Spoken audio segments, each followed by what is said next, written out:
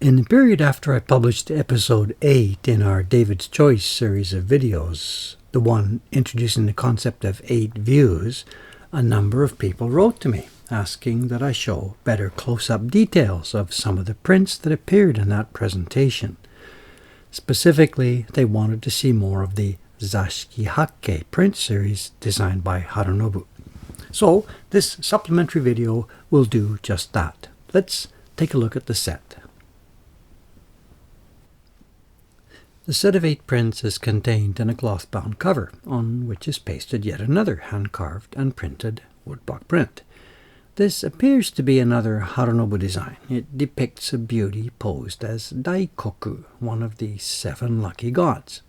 He is frequently seen sitting on a bale of rice, with a bag of treasure slung over his shoulder, and holding a magic mallet, just as we see here. Her kimono picks up that theme of wealth and prosperity by including a couple more traditional symbols of the type. There's a shiho, which is a circle divided in 4, and that can be a homonym for 7 treasures, or 7 treasure jewels sometimes. And a mark representing a clove, an object whose rarity back in the old days gave it an association with riches. I find it kind of interesting that the publisher picked up such a theme, because this set dates from 1946, a time when wealth and prosperity presumably wasn't uppermost in the minds of most people in Japan. As you can see, the descriptive material for the set is all in English, with not a trace of any Japanese anywhere. This would seem to indicate that the publication was aimed at foreigners in Japan, and that would of course mean the occupation forces, as there was no tourism in those days. It's also possible that it was intended for distribution overseas.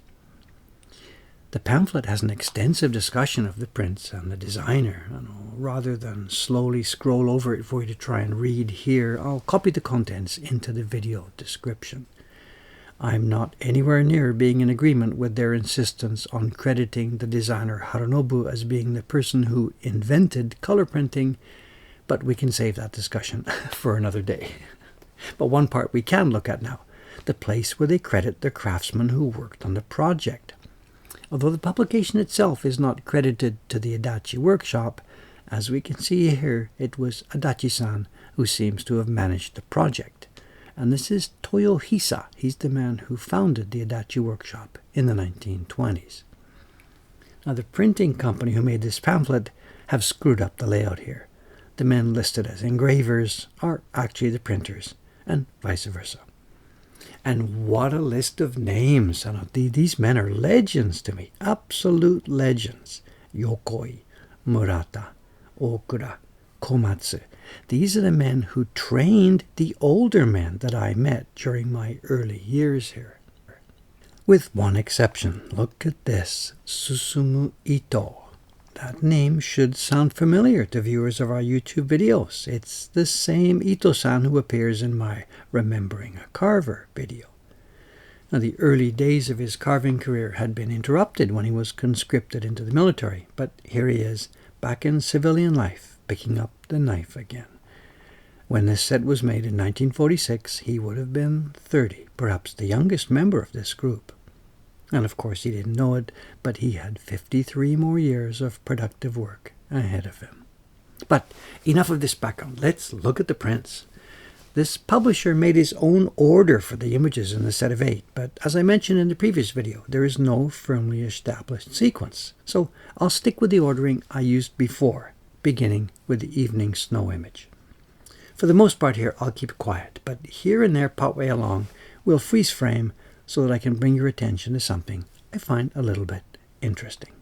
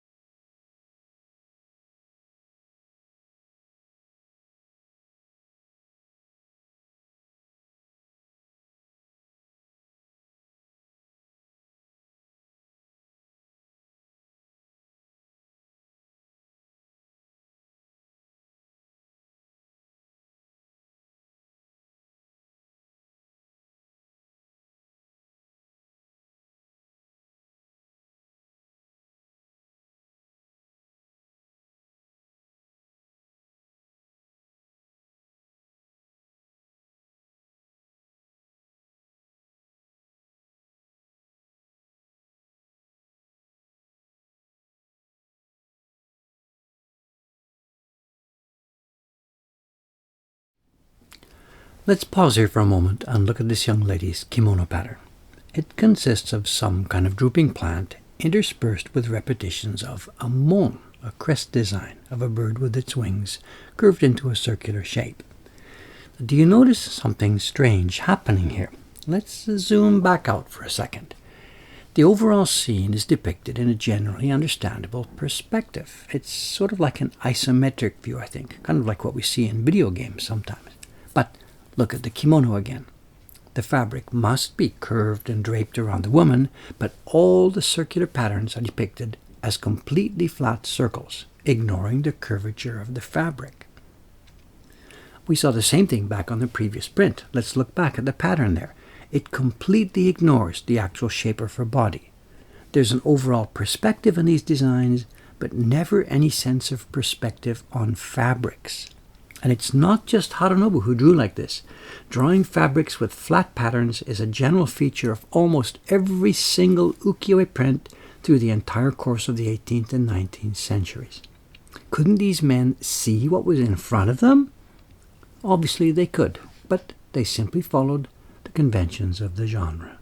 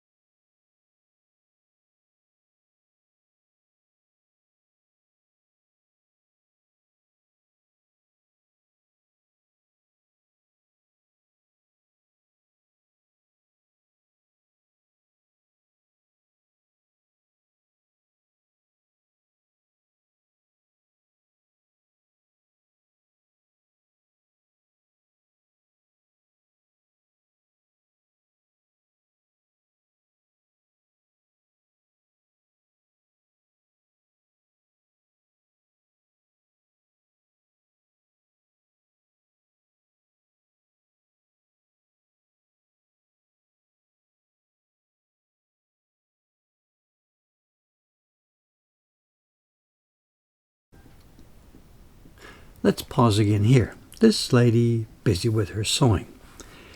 Do you notice something about her face different from all the others in this set? Out of the 17 faces appearing in this set of prints, this is the only one that is not posed at exactly the same angle, with the line of the nose just inside the curve of the face. As we saw with the perspective example a minute ago, this art form had extremely tight conventions for almost every aspect of creating an image. And I have to agree with it. The example we see here with her face seen from the side simply isn't very attractive. And when we look at another example from around the same period, this one is Kitao Masanobu, trying to depict a face from straight on, we realize that perhaps all in all, it's best that they stuck with that standard convention.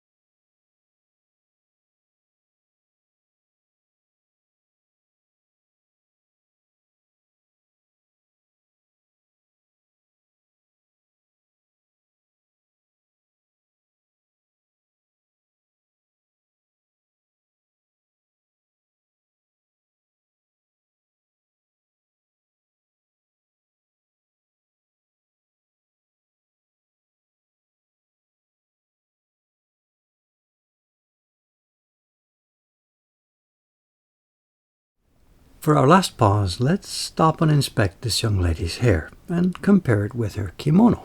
They're both black, but actually they're not the same. In this print, and indeed in most classical ukiyo-e prints, black will appear twice. Once in a fainter tint for the outlines, the key block, and then again as a solid color in its own right. In most ukiyo-e, as in that Masanobu example I showed you a moment ago, the key block printing is quite light, keeping it delicate so as not to spoil delicate hairlines or facial features. The black color can then be applied as intensely as needed for the rich effect. But this Harunobu set was created very early on in the era of multicolored printing, and the key lines are still printed in quite a strong black, just as they were in the very earliest prints in the genre.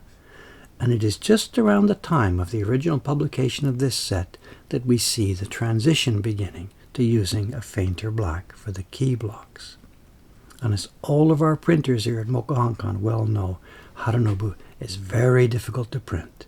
To get the hair of full black, but without blocking out the eyes or pressing too heavily on the nose and face.